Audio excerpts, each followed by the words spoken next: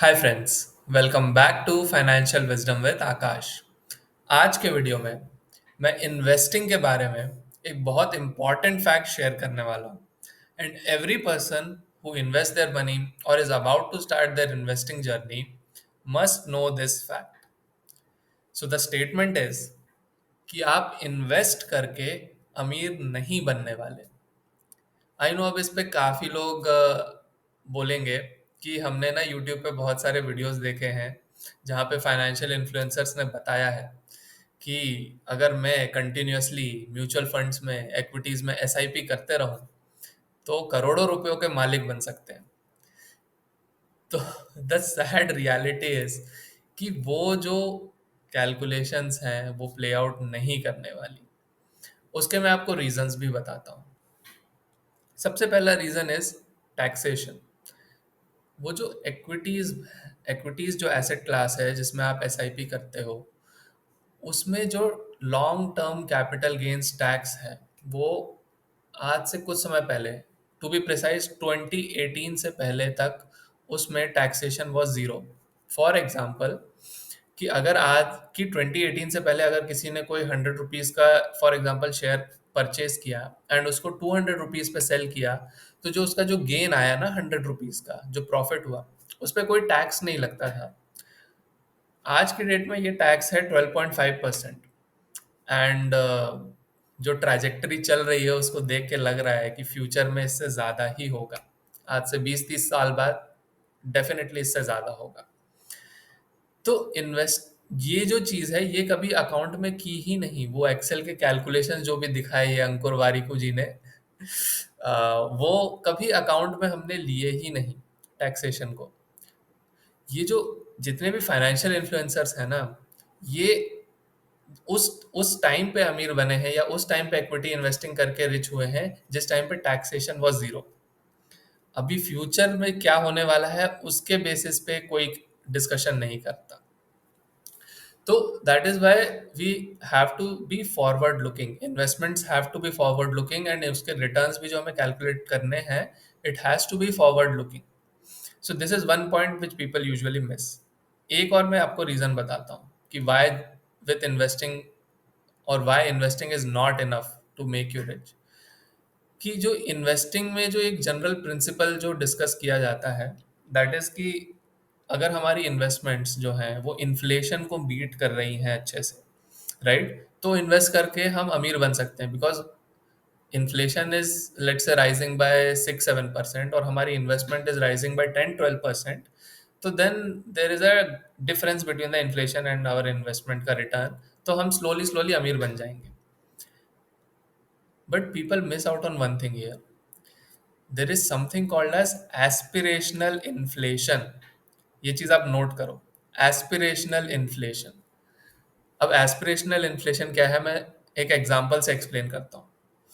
आज से let's say 5-10 years पहले बहुत ही कम ऐसे हाउस होल्ड्स थे जो एयर कंडीशनर का यूज करते थे।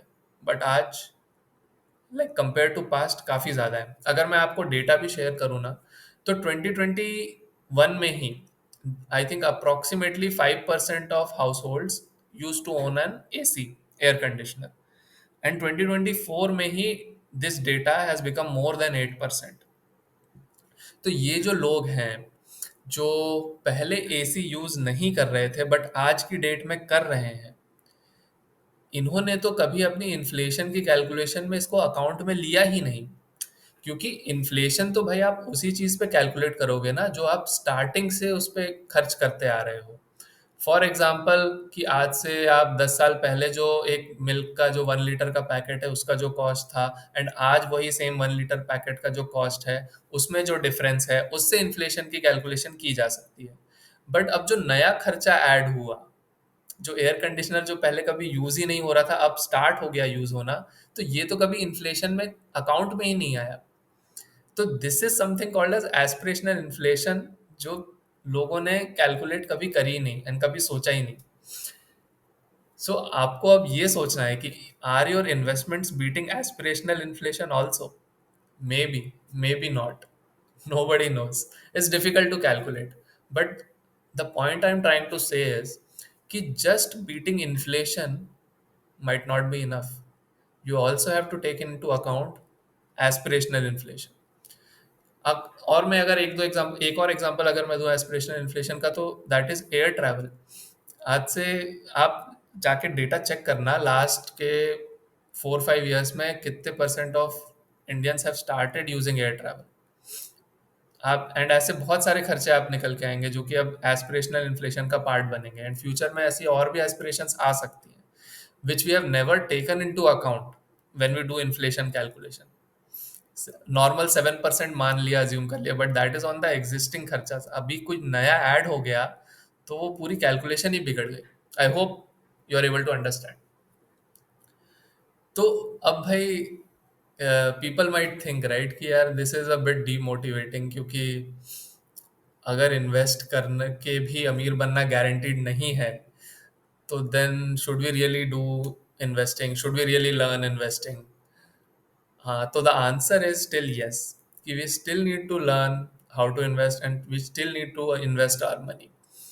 द रीजन इज कि now investing will prevent us from becoming poor. तो बेसिकली इन्वेस्टिंग के बारे में सीखना is still critical, just that its purpose has changed. Previously, people used to get rich by learning investing and doing investing, but I believe future में इसका purpose would be to prevent ourselves from getting poor. तो अब now some of you might also think ना कि अगर सिर्फ investing करना is not enough, then what else should we do?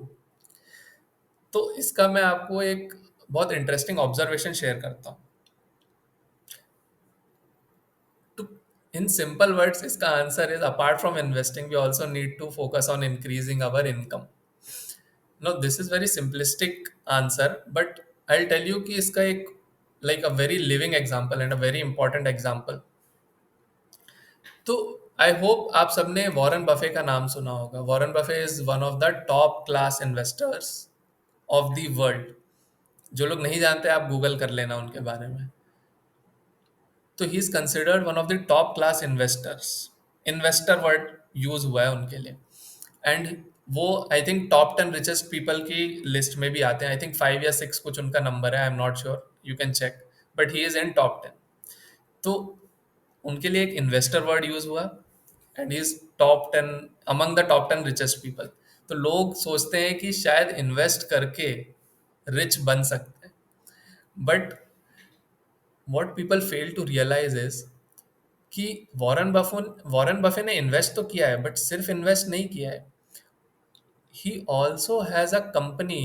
He started a company in 1965 called Berkshire Hathaway, and वो जो company है वो इंश्योरेंस बेचती है, एंड आई थिंक आज तो काफ़ी डाइवर्सिफाइड बिजनेस है उसका।